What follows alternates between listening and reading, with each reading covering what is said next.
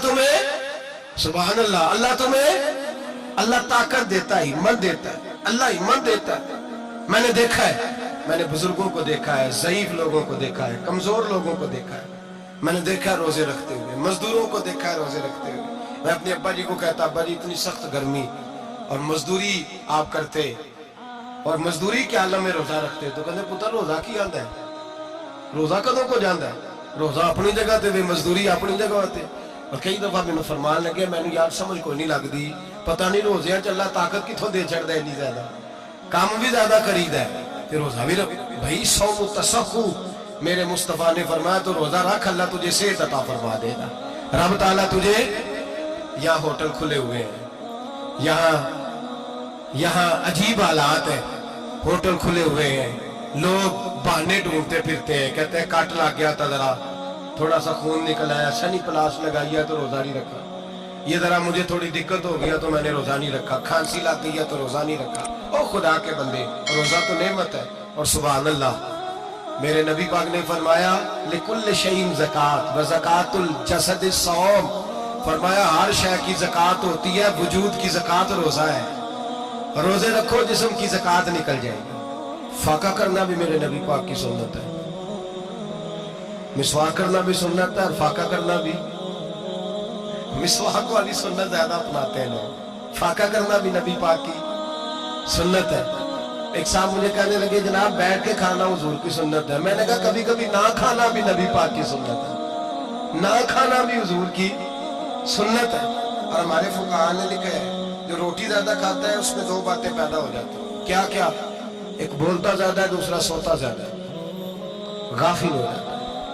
फाका और हकीम अतिब्बा डॉक्टर कहते हैं कि पेट खाली रहे ना जिस आदमी का, उसका हाफजा मजबूत होता है, उसके ज़हन की गिरा खुलती है। ज्यादा खाने से तो खुमारी चढ़ती है, दिमाग ढूंढते फिरना, रोटी किधर से आज अच्छी है, घर में नहीं पकी तो होटल चले जाना, खाने के सिवा और काम ही कोई नहीं। और साहब मेरे नबी पाक अलैहिस्सलाम ने फरमाया काफर 7 आंतों से खाता है, 7 आंतों से, और फरमाया मेरा मोमिन 1 आंत से खाता है, उसके वजूद में खाने वाली 1 आंत है, काफर 7 आंतों से खाता है। फाका कशी से नूरानियत पैदा होता है, कम खाना। लेकिन ना नबी पाक सल्लल्लाहु अलैहि वसल्लम ने अल्लाह से फाका मांग के लिए, या अल्लाह 1 वक्त रोटी दे, 1 वक्त का फाका दे, मांग के लिए नबी पाक मांग के। हजरत अबू हुरैरा रज़ी अल्लाह ताला अन्हु फरमाते हैं भूख ज्यादा लगती थी ना जब मुझे, तो मैं हजरत उमर से, अबू बकर से, उस्मान, मौला अली से कोई मसला पूछ लेता था, और जब मैं मसला पूछता था तो वो मुझे रोटी खिला देते थे। जब मैं उनसे मसला पूछता तो वो मुझे, हजरत अबू हुरैरा फरमाते मुझे भूख लगी, मैं हजरत उमर के पास गया, उनसे मसला पूछा। उनका रिवाज था जब मैं मसला पूछता तो पहले रोटी खिलाते। हमारे बुजुर्ग ये फरमाते हैं कि खाने खिला के दीन पढ़ाओ, सिर्फ तुम्हारा कुतुब खाना नहीं खुला होना चाहिए, तुम्हारा दस्तरखान भी खुला होना चाहिए। किसी ने नबी पाक सल्लल्लाहु अलैहि वसल्लम से पूछा था बेहतरीन मुसलमान कौन है, हुजूर ने फरमाया जो सलाम लेने में पहल करे और रोटी ज्यादा खिलाए, जो रोटी हर वक्त फिक्र करे आ यार तो रोटी खा ले, रोटी खाने की तरफ तवज्जो दिलाए। खिलाना सुन्नत है, ज्यादा खाना इसमें भी फर्क रखे। तो नबी पाक सल्लल्लाहु अलैहि वसल्लम के सहाबी हजरत अबू हुरैरा रज़ी अल्लाह ताला अन्हु फरमाते मैंने हजरत उमर से मसला पूछा, मैंने कहा हुजूर मसला बताएं, तो कहते पहले उनकी आदत थी जब मैं मसला पूछता तो रोटी भी खिलाते, आज उन्होंने मसला ही बताया है, रोटी को नहीं खिलाई। तो मुझे कहने लगे अबू हुरैरा तू सोचता होगा रोटी नहीं इसने पूछी, तूने कब से खाना नहीं खाया? मैंने कहा सुबह से। तो जनाब उमर कहने लगे मैंने कल सुबह से नहीं खाया। चल अबू बकर सिद्दीक के घर मसला पूछते हैं।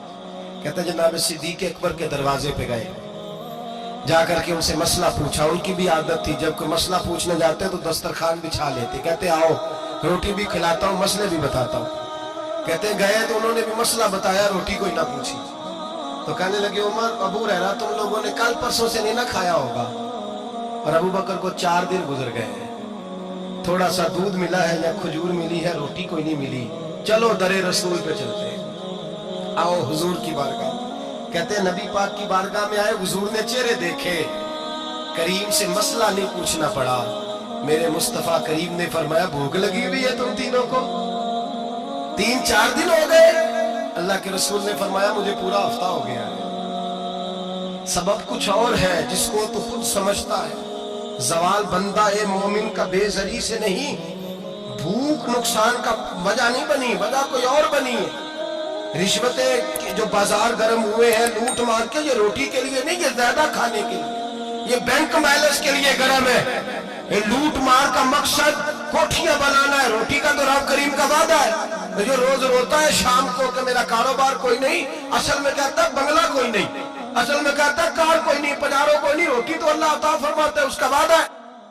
فرمایا حضور نے 3 دن بیت گئے، چلو میرا بے تکلف صحابی ابو الحسن انصاری، وہ بڑے نصیب والے ہوتے ہیں جن کو میرے نبی پاک خود کہتے تھے کہ تیری فلانی ذمہ داری ہے۔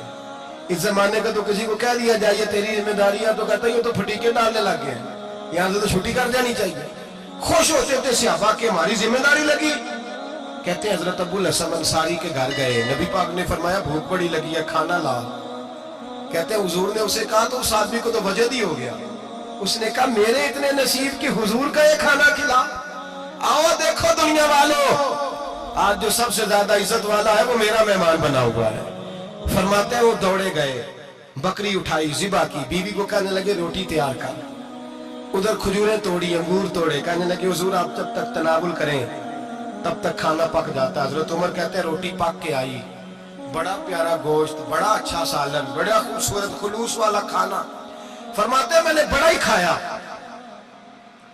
نبی پاک نے نہ ایک روٹی لی اور چھوٹی چپاتی، تھوڑا تھوڑا سالن کونوں سے، اور جب نبی پاک نے کھا لیا تو حضور کی آنکھوں میں آنسو آئے۔ حضرت عمر کہنے لگے حضور روئے کیوں؟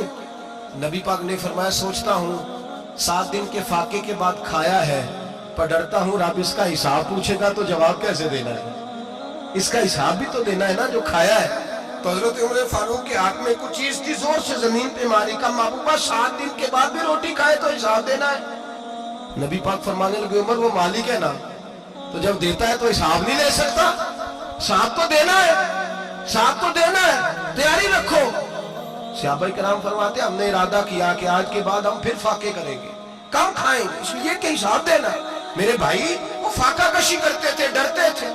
یہاں تو لوگ کھا کے بیمار ہیں، کھاتے جا رہے ہیں، سوتے جا رہے ہیں، کھاتے جا رہے ہیں، سوتے جا رہے ہیں۔ یہ بھی وقت آئے گا رمضان شریف کا، سویرے درس پہ آؤ کہتے نیند بڑی آتی ہے، سویرے 2 سپارے پڑھ کے سویا کرو کہتے شام نیند بڑی آتی ہے، فجر کے بعد ہی تو وقت ہوتا ہے اللہ اللہ کرنے کا، شہری کا، کھاتے جا رہے ہیں، سو لوگ جماعت سے نماز نہیں پڑھ کے سو جاتے، جماعت کا ثواب چھوڑ کے سو جائیں گے۔ بھائی رمضان مبارک میں فاقہ کشی کی ٹریننگ ہوتی ہے، فاقہ کشی کی تربیت لے، رمضان میں روکے اپنے آپ کو، تربیت ہوگی۔